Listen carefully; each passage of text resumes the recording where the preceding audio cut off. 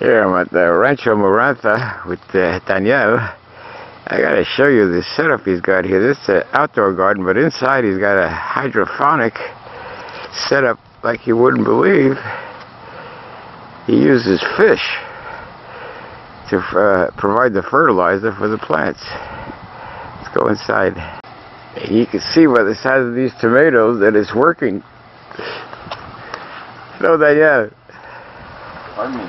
Good. How long have you been doing this hydroponic thing here?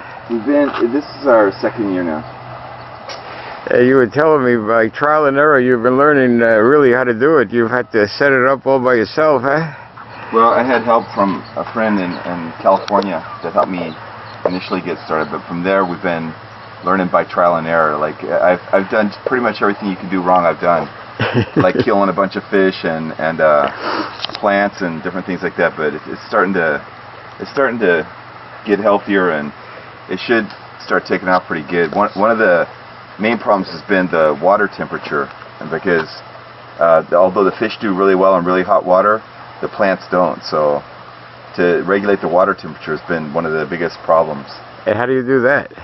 Well, so far I haven't. I've tried using heating the water with in the wintertime with wood and with sawdust, but it's too expensive. It just isn't cost effective.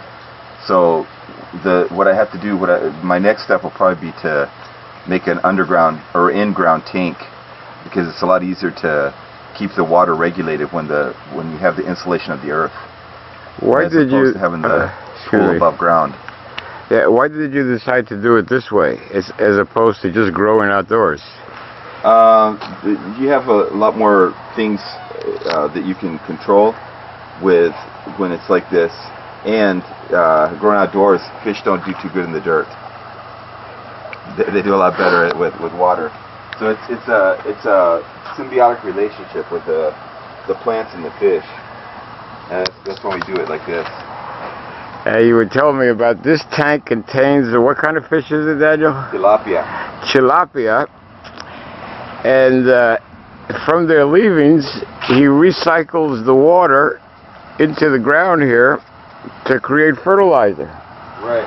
They go into the plants. Their water goes into the plants and creates fertilizer and helps the plants. And the plants take the ammonia out of the water and the nitrate out of their water, and makes their water good for them, so that they're not getting sick also. Do you know if a lot of people, I mean, I've heard of hydroponics where you put chemicals in the water and that's how you create aquaponics. What is it called? Aquaponics. Aquaponics. Aquaponics. So the chemicals that you need here, or the fertilizer you need here, comes from the fish. Yes, that's the new aspect I never heard of, but I suppose, do a lot of people do this? I believe there are a lot of people doing it in different places now. Hawaii is one.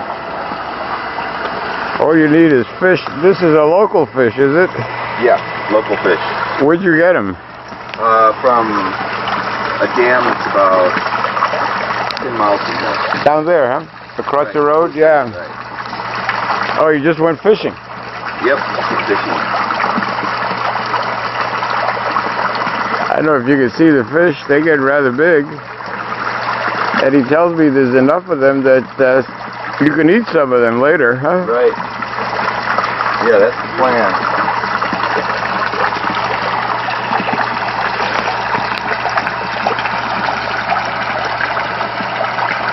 Now, is this cost efficient overall for the plants you get and so forth? Right now I figure our tomatoes are probably about $10 a pound, so far no. Oh, your tomatoes wind up costing you that. Yeah. But you think it will get better? I'm just guessing how much it costs. But definitely at some point, if the production continues, it'll be cost effective. But at this point, it's to pay for the structure and to pay for the pumps and the electricity and everything, we're not at the breaking point yet. We're You're still at the beginning. Is this just for your own use, or Right. can you sell them? At this point, it's just for our own use. Yeah. This duckweed is you know, a lot of times we mistake it for algae on top of ponds, but it's food. It's really good food. People can eat it, cattle can eat it, and fish love it. So. And how is this created? The duckweed, supposedly in the right temperature, the duckweed reproduces. It multiplies. It doubles in like 48 hours. Just by itself, or do you have to start it? Yeah, we started it. You know, we put in a little bit, and then it just goes nuts, which is great. It's free food. And you use that to feed the fish? Yeah, the fish love it. The fish love it.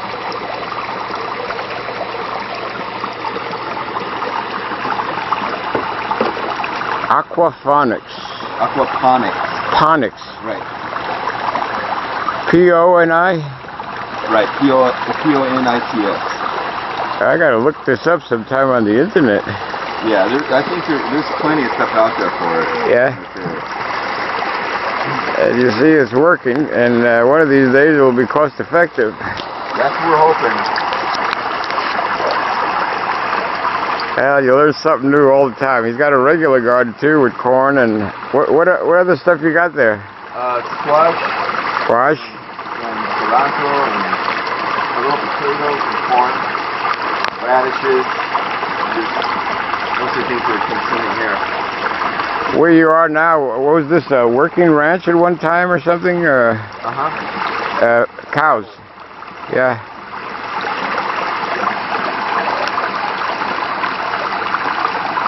All right.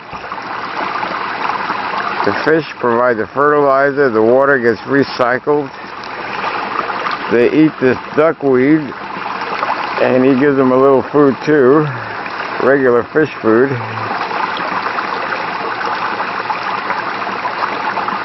Pastor Daniel.